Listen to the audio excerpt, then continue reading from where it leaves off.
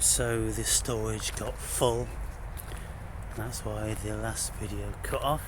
So I was saying that instead of looking at this phenomenon from the biological perspective, assuming that the biological cells retain memory, every single cell, we ask, well, maybe it isn't the biology the biological facet. Maybe it's the spiritual facet, because at the end of the day, if we have an adherence to what quantum physicists tell us, they tell us there is no biology, there is no matter here. And so I think we're going to have to start turning more and more to the fact that this is a spiritual dimension and not a material one, if we're going to be finding the answers. And so if when we have a body, we have a spirit, one spirit, and this spirit remembers everything, and you see this will work well with life after death and astral travel and out-of-body experiences, near-death experiences and all things like that, because the body doesn't go to these places, but the spirit does, and the spirit retains all of its memory of who the person is. And so the spirit seems to be the reality and the body is the illusion. And the body can die and the spirit can leave the body, and the spirit will retain all of the information. So that fits very well with this organ transplanting thing, that it isn't in actual fact the biology. So biologists stop looking for the memory in the flesh or in the bone. It isn't there. It's the conscious aspect of it, and that isn't in the brain either. So you see, scientists, they've been barking up the wrong tree for the past few hundred years. They need to change. And I mean, it's a curious thing, because what do they do? What do scientists do? What do biologists do? What do surgeons do? What do any of these people who think there's a physical body do? If you're going to be looking for these incredible deep-rooted answers, they need to look in another paradigm.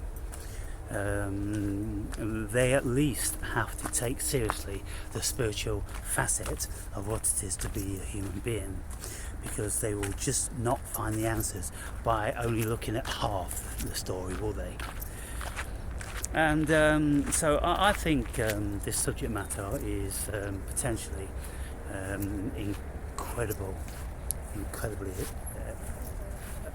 enlightening, potentially. If people try to get their heads around it. But you see, where do we go when we are in the realm of the supernatural?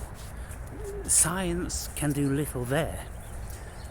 I don't know how scientists would go about doing experiments with this level of phenomenon. They'll have to invent or create different methods which don't pertain to the physical. And after all of their equations and the thinking that they do in relation to the world, in quantum mechanics and all that sort of thing, they are using consciousness, and they are discovering the nature of the cosmos via consciousness. They're not discovering the nature of the cosmos to anything like the same degree as they are when they are looking for particles and matter. You see, the vast majority of what we know about the cosmos is theory.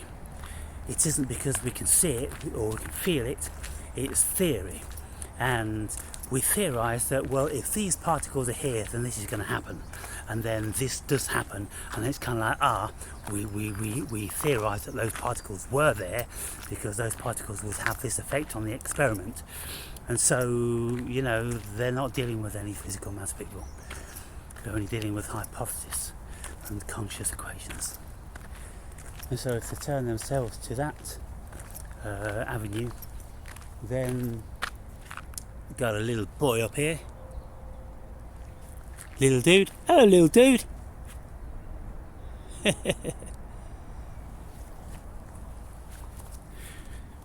I've got some nuts in my bag, but unless they've been introduced to them in their awareness, I could throw them to them and they'll pay them no mind. So, okay, getting back to this video then. I don't know, probably we'll have to make another one speaking more succinctly about this. But yeah, having transplanted cells of whatever description in our bodies, which bring with them a memory of another life.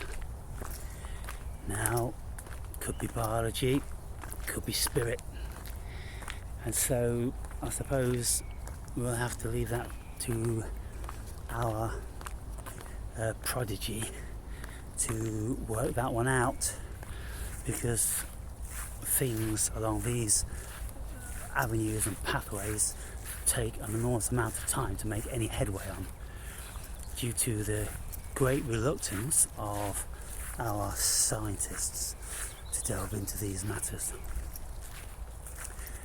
And so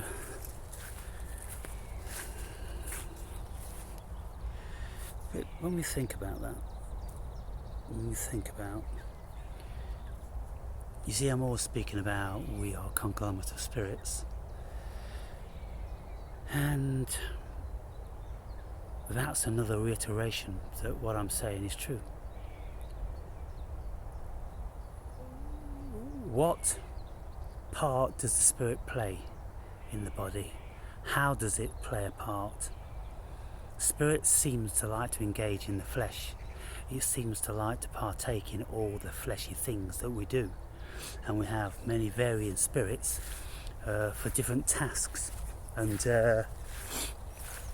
so it seems like there's a whole myriad of these spirits, and when we engage in something, then a spirit will partake in our journey with us to enable this illusion of the physical body to do whatever we want to do. It's like when I was climbing Mount Kilimanjaro, you know, I was wrestling with spirits. The body just wanted to give up. The body just wasn't interested at all. But the spirit endeavoured, and the spirit brought me back down. And whenever we are doing anything else, then we can see that there's something, we can feel, we can intuit that there's something. And when people speak about being in the flow, you know, at sporting events and things like that, some days you're just absolutely in the flow, and something takes over. You're on autopilot. The body isn't thinking about anything. The spirit is at the helm, and the spirit is doing whatever it wants to do. And I think it's kind of like when we watch horse racing. When we watch these horses, you think, are they that stupid that they just keep running to, you know, maximum exhaustion because that little dude on their backs is telling them to, and, you know, whipping them a little bit with that little flap of leather? Or do you think that the spirit of the horse is really enjoying doing that? Because when it does what it's supposed to do, then the spirit is having the greatest experience, and the body of the horse is having the greatest experience. And when I speak about when I'm exercising and when I've been exercising throughout my life, and when I was younger I was super fit, and I would just be able to do so much exercise for so long, and my body was so efficient at dealing with the exercise that it entered into a level of ecstasy. And in that level of ecstasy you find a semblance of a notion of God, because you are connected with spirit, and so the spirit of life and absolute vibrancy is bursting through your veins. And this thing, what has been created, is doing what it's supposed to do, and you feel that, and you can have all different sorts of very bizarre spiritual encounters. Now, looky here, what's this here? This little dude, you see this little dude? This little white spider thing? Dangling from that tree. A white spider. Never seen one of them before. Must have been a very young one. So lots of things to think about, people. The more we look into this life, the more curiouser and curiouser it gets, as Dorothy says. Yes, it gets very curious. Very, very bizarre indeed. Anyway, I think I'll wrap this one up. I'll wrap it up. Look at the clouds today.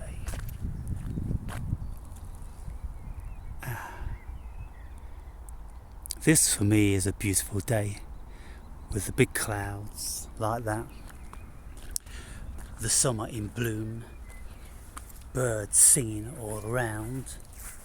Well, it's a beautiful thing, and having some quiet. What's happening? Look how quiet it is.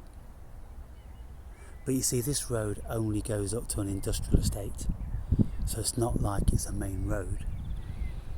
It's just an avenue to the industrial estate, and the main traffic is in the morning and the afternoon, of course, when they're going to and from. And so now there's a semblance of